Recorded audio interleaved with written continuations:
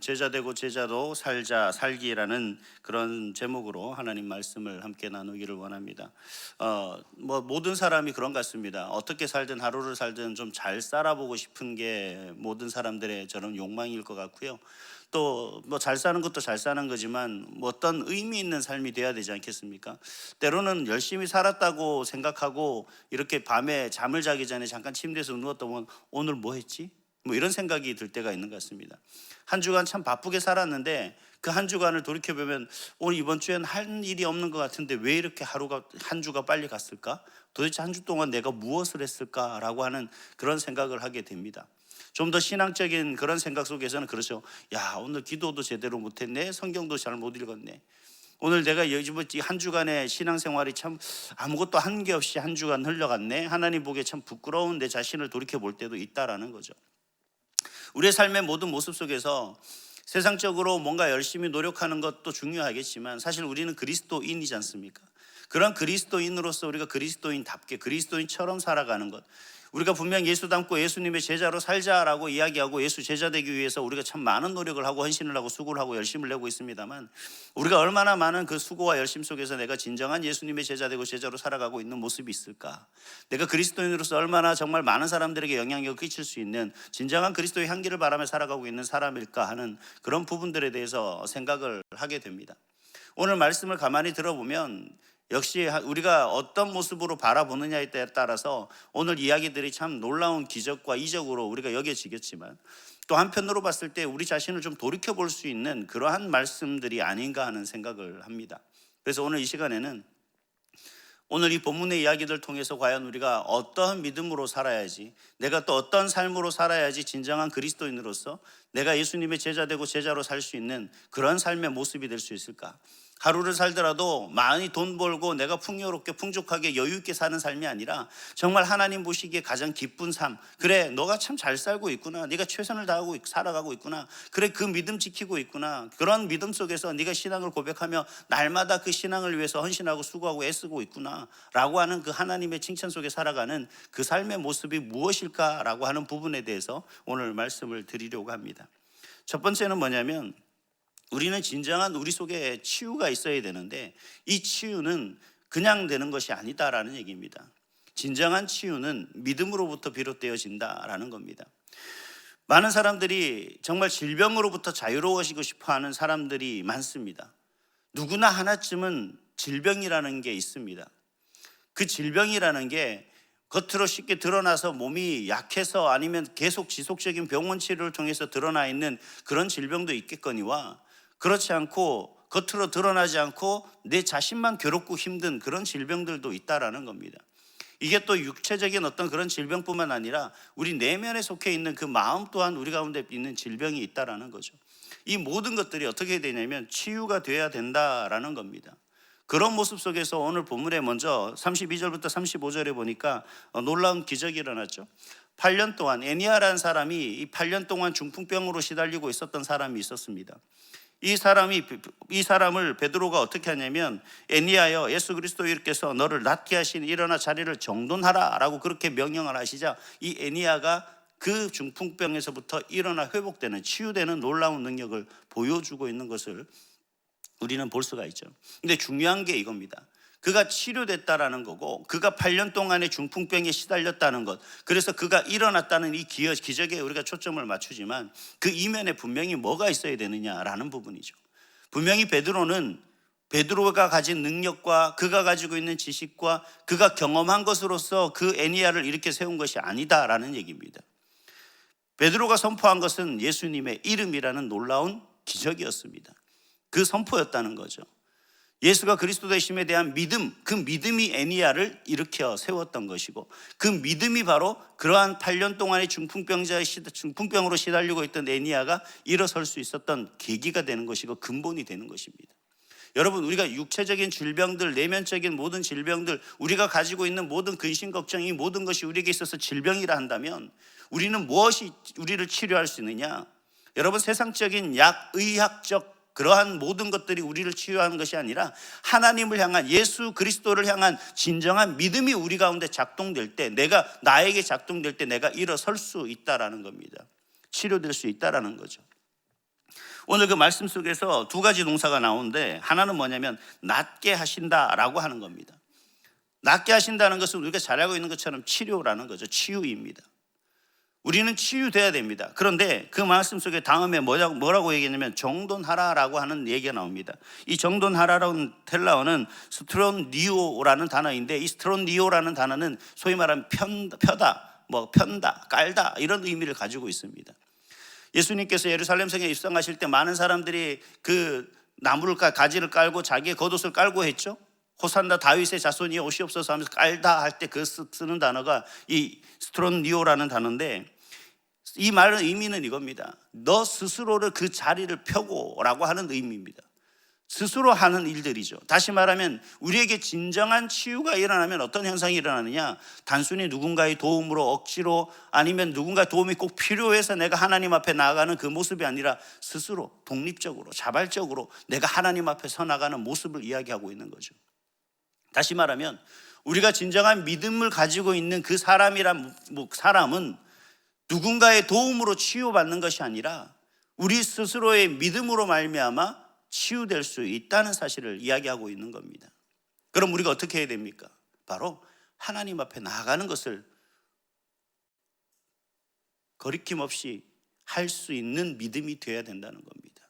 그런 의미에서 오늘 이 자리에 나오신 여러분들 누구의 강요에 의해서 억지로 자다가 이끌려서 붙잡혀서 나오지 않지 않습니까?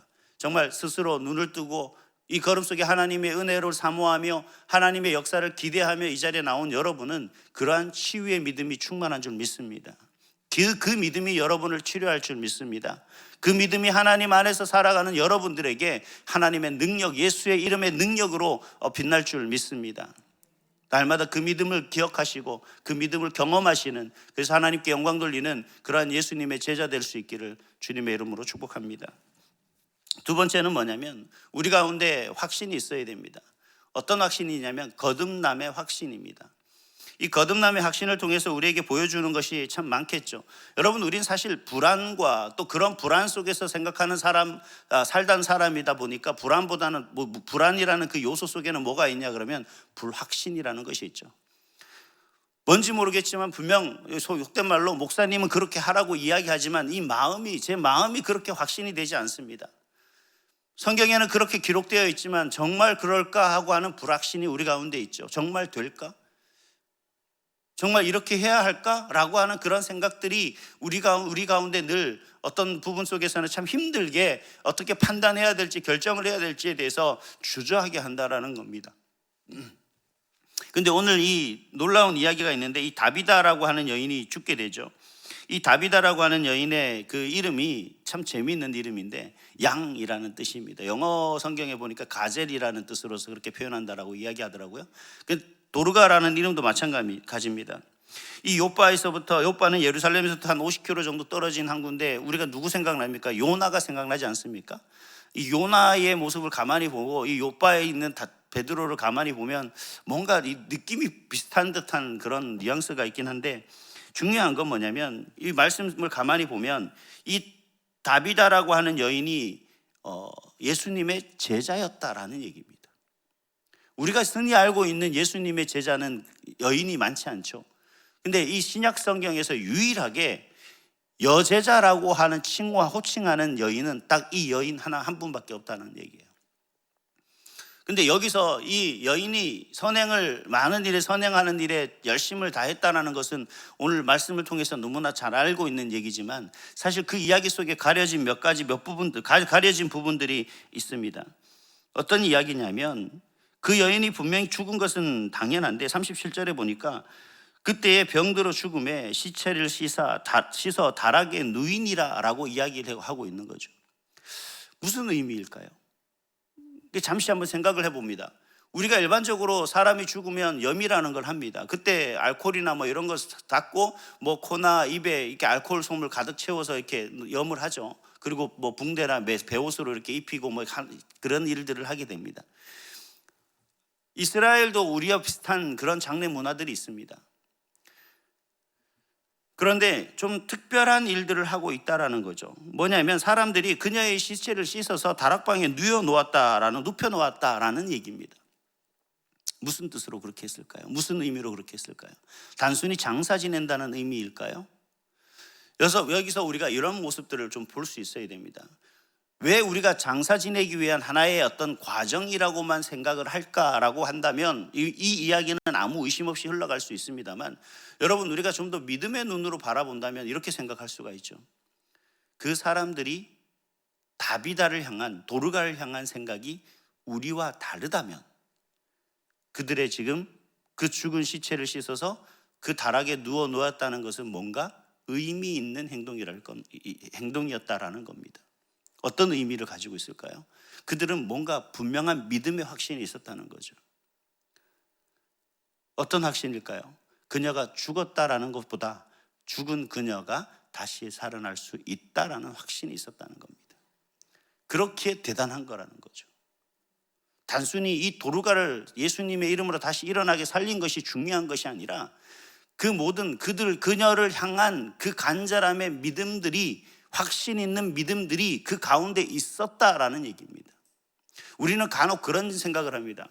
우리가 뭔가 우리 교회가 아니면 우리가 어떤 팀에서, 여러분들이 섬기는 부서에서 무언가가 일을 행하고자 할 때 여러분들의 수고와 그러니까 참여가 없이는, 헌신이 없이는 그 어떤 것도 이룰 수가 없습니다. 그 하는 일들 가운데 여러분, 우리가 때로는 그런 생각이 들죠. 앞에서 리더하는 그런 리더들에게 와, 과연 이게 될까? 정말 이렇게 해도 되는 걸까라고 하는 불확신도 있습니다만, 중요한 건 확신 가지고 앞에서 행하는 몇 사람이 그 일을 정말 헌신적으로 행할 때 그 모든 것들은 역사가 일어난다라는 겁니다. 만약에 그 참여하는 모든 사람이 우리가 그런 확신을 가지고 함께 동참한다면 우리가 생각하는 것보다 훨씬 더 많은 놀라운 하나님의 역사가 있지 않겠습니까? 그 역사에 바로 여러분들이 참여하실 수 있기를 간절히 소망합니다. 우리는 베드로만 보죠. 왜 베드로만 봅니까? 죽은 여인을 살렸으니까. 우리는 도르가라는 이 여인만 봅니다. 왜? 그녀는 예수님의 특별한 여제자라고 그렇게 소개됐으니까. 그리고 그녀는 선행에 행하는 일들, 구제하는 일에 그렇게 열심을 냈었으니까. 우리는 베드로와 그 여제자 도르가만 보지만 결과적으로 우리 말씀 속에서 많은 그녀를 향한 하나님의 놀라운 역사를 기대하고, 아니 확신하고 있는 그러한 사람들이 많았다라는 사실입니다. 그렇기 때문에 우리는 베드로가 아니라, 여제자가 아니라 어떤 사람이 돼야 돼요?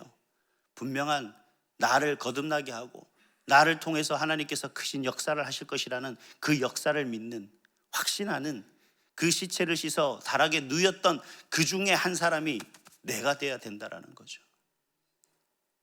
하나님은 베드로를 통해서 역사하신 것만이 아니라, 그리고 그 도르가를 통해서만 역사하신 것이 아니라 그 시체를 씻어 다락에 누였던 그 사람들을 통하여서도 역사하신다라는 사실입니다.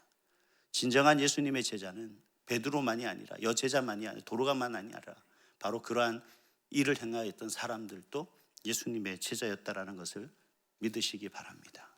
그 믿음과 그 확신이 바로 저와 여러분에게 충만할 수 있기를 간절히 소망합니다.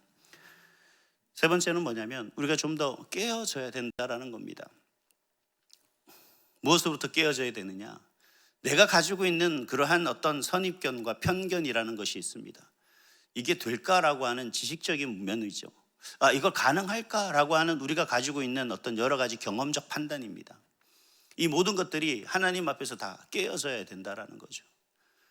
오늘 마지막 절에 보니까 43절의 모습을 보면 이런 얘기를 합니다. 베드로가 요바에 여러 날 있어 시몬이라 하는 무두장의 집에서 머무니라라고 이렇게 얘기합니다.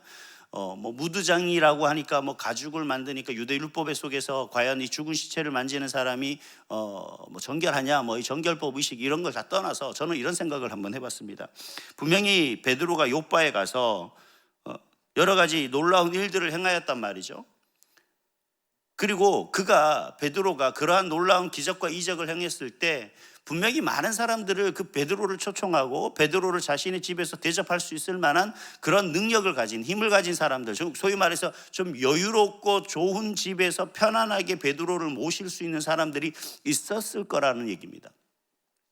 그런데 오늘 성경에서는 그렇게 얘기하지 않아요. 이 무두장이라고 하면 일반적으로 가죽을 다루는 그 일이 좀 냄새나고 또 여러 가지 또 좀 지저분하죠. 그래서 이제 문헌을 찾아보면 일반적으로 어떤 주석에 보니까 이 무두장이라고 하는 이 가죽을 다루는 사람은 물가에 가까이 있거나 아니면 마을과 좀 동떨어진 곳에 있었다라고 이야기를 하고 계시더라고요. 이제 그런 의미에서 볼 때 이 베드로는 뭐냐면 뭔가 좀 사회적으로 다르게 좀 여러 가지 떨어져 있는 좀 누추한 곳에 그렇게 지금 그가 거하고 있다라는 모습 속에 볼 수가 있습니다.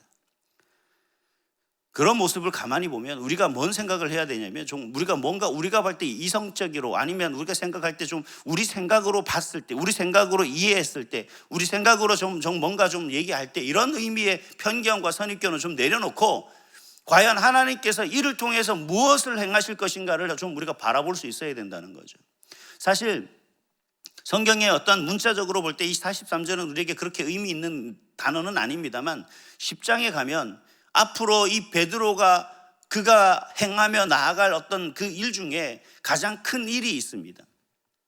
그건 내일부터 들으시고 그 일을 행하는 그 일에 있어서 베드로가 아주 중요하게 쓰임받는 그 모습이 있다라는 거죠. 지금 뭔가를 이야기하냐면 하나님께서는 이 베드로를 통해서 오늘 이 43절 한 절 말씀밖에 없지만 우리에게 이야기하고 있는 것은 뭐냐면 우리가 생각하고 있는 것들을 좀 깨트려라라는 겁니다. 앞에 이적과 기적을 깨트리라는 거죠. 우리가 가지고 생각하고 있는 눈에 눈여겨보는 어떤 특별한 것, 뭔가 센세이션한 것, 우리가 생각하지도 못한 뭐 스페셜한 뭔가가 우리에게 다가오는 이런 것에 초점을 맞출 것이 아니라 그 속에 예수의 이름으로 승리하며 나아가고 예수의 이름으로 일어나는 놀라운 어떤 일들을 향해서 우리가 눈여겨볼 수 있는 그런 모습들이 있어야 되는 겁니다. 그 이야기를 하고 있는 거겠죠.